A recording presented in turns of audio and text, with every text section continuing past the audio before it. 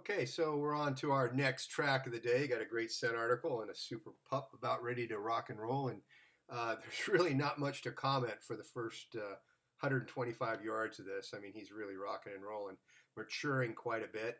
Um, this type of work is actually kind of getting a little bit easy for him. Um, that harness does seem to be a little awkward with that extra weight on the top. Seems to be creating a little bit of an issue for him. So, um, getting a little bit of wobbling around. I'd like it to be a little bit tighter if at all possible. I'm not sure if that's possible. I can't really see the fit. Um, but the bottom line is he's actually doing quite well. I love how he's detailing the snot out of this and figures out exactly where to go. Your productive source is not really exactly the best. You do have a nice little concave section right here, but the grass is rather dead, and even though it holds odor, it's not going to produce a lot of odor. Still, he does really, really well.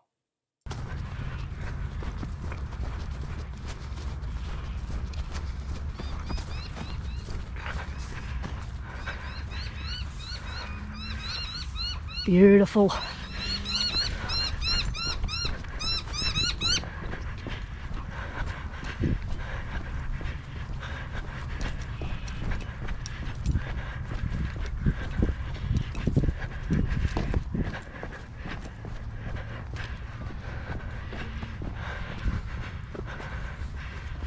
How often do you track with him? Say again? How often do you track with him? Oh, as often as I can, but not as often as I'd like.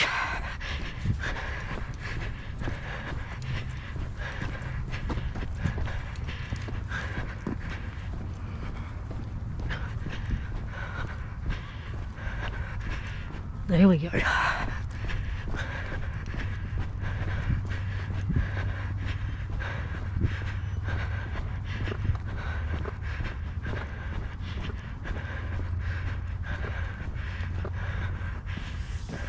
Okay, so he pays a little bit of attention to a jogger who I think is going to show up here in just a second right in front of us. But what I like about now is in the past, he would have really kind of been put off by this guy. But in this situation, he doesn't really care. Now, this is a distraction right here. He's getting off on some critter. Now, he did get back to work nicely, but you have to kind of pay attention to that. We don't want to create a critter monster, so good corrections when we see this type of behavior are good. Nice transition. Obviously, he's really well in track, and you're in a fairly contaminated area in this park. I think the timing is right that you don't have a lot of people here, but still there's odor from before, and it's not exactly a 100% clean place. So he's doing really nicely, and I'm quite proud of this.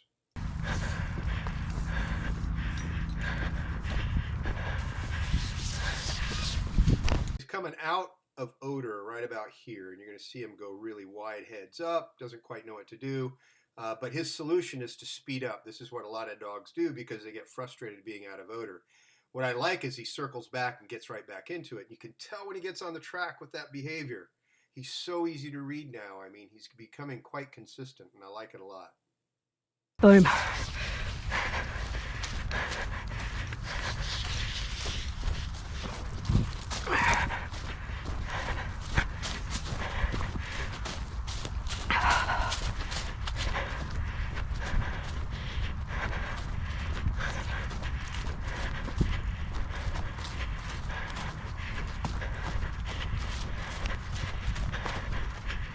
So Raz totally destroys this surface transition right here, and I think a little bit has to do with the soil that's in the middle of the road.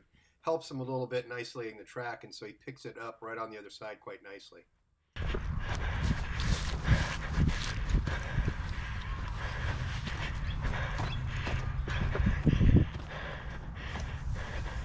So he overshot the turn just slightly, and what I love is how he comes back and he nails your step off point and goes right on to the other side. Easily picks up the turn right here. You know, his tracking behavior is amazing. Really, really good work. Jesus, little dog.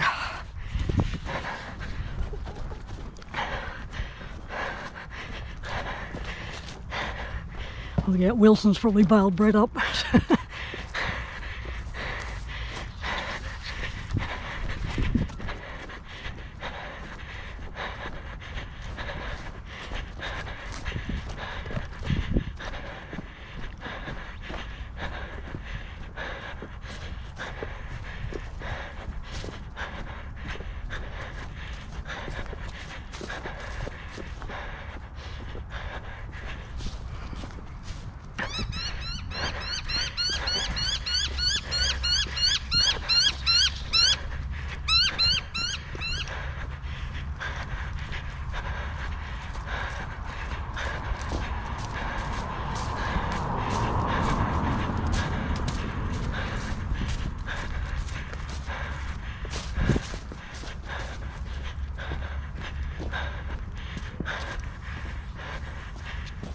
So these road crossings are starting to get pretty simple for him, and it's because they're relatively narrow. I think we're going to need to do on some of the next tracks is make them a little wider and also a little bit busier streets so we get a little bit more air movement.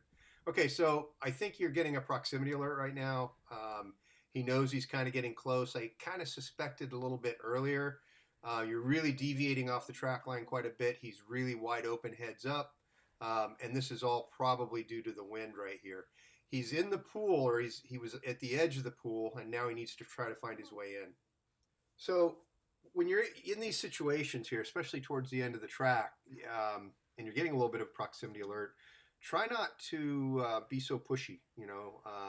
Keep your voice down. Don't really talk to him. We've talked about that a little bit before.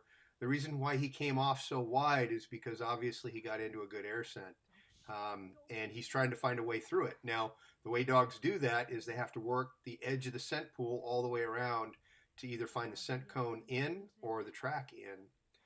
That's just kind of how they work this. So a little bit more patience, take your time, relax a little bit. He'll get there. He's really good at this type of stuff. Ooh. Well, I think he copped a huge wind set over there in the trees because he ended up running fucking all the way down over there. Oh, good boy! Took die Hund. Okay, so this is your homework for your next trail. I want you to try to find like a shopping center, kind of like this, that has a fair amount of soft surface islands in different locations. And you're going to do some island hopping. I need you to start in a clean area around the shopping center with a fair amount of vegetation without any contamination or distraction, and go for at least 50 to 100 yards before you get into your first problem or your first road crossing. The road crossings need to be a little bit bigger than what we just did on this last track. And I want about 4 to 5 to 6 of them. Make this whole track anywhere from 350 to 400 meters. And I would suggest you go to the mall at nighttime or early in the morning when there's not a lot of people and a lot of traffic. Okay? Really great work on this last one.